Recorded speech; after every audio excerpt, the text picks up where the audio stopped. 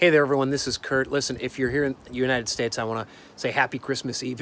If you're on the other side of the world, Merry Christmas. If you don't celebrate Christmas, I wish you nothing but peace and happiness and joy this week.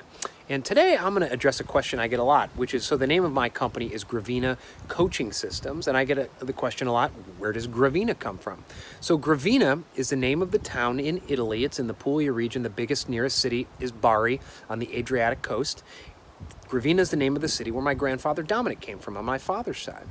And it's interesting, today it's very fitting to talk about Gravina and that region because nearby in Bari is where St. Nicholas is buried. Actually, hundreds of years ago, I think it was hundreds of years ago, the citizens of Bari determined that they needed a saint. And so they sailed over to Turkey, stole St. Nicholas's bones and buried him in Bari. So Nicholas is a very important name in that region. My father's named Nicholas, and he had several relatives named Nicholas as well.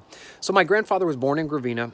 He went to fight with his brothers in World War I on the side of the Italians, and afterwards he came back and the family business was destroyed, and he had two choices, right? He could stay there, try to make the best of it, or he could risk everything, leave his comfort zone, and sail across the ocean like so many have done to a better life in America, which he did. He came here, he didn't speak a word of English. On the boat, he met someone who had a job at a piano factory. My grandfather didn't speak a word of English. He took that job. He taught himself English, right? He refused, actually, up until for the rest of my father's life. My father didn't know how to speak Italian because his father, my grandfather, refused to speak Italian in the home. He wanted to learn English, wanted everyone to learn English, didn't want anyone to be discriminated against because of their accent. So he took that job in the piano factory, shortly thereafter moved on and took a job driving a trolley. He never knew how to drive a trolley, took a job driving a trolley.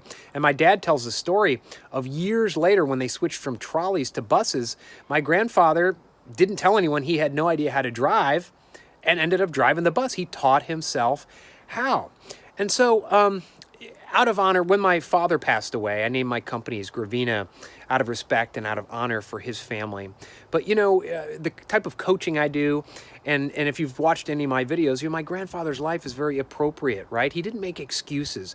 He was consistent every single day in working for a better life, for not only for himself, but for his family. He didn't let fear hold himself back. He took advantage of that opportunity to cross the ocean and make a better life. And certainly, he never made excuses. He certainly had plenty of excuses why he could have failed, but he didn't. He came here, he made a better life, he worked his tail off, put my father through the University of Notre Dame, right, and made a better life for my father, who made a better life for us, my family. So anyways, that's where Gravina comes from. Please let me know if you have any other questions. Again, happy Christmas Eve, Merry Christmas, depending on where you're at, and I hope you have a wonderful, wonderful holiday week wherever you are. Thank you.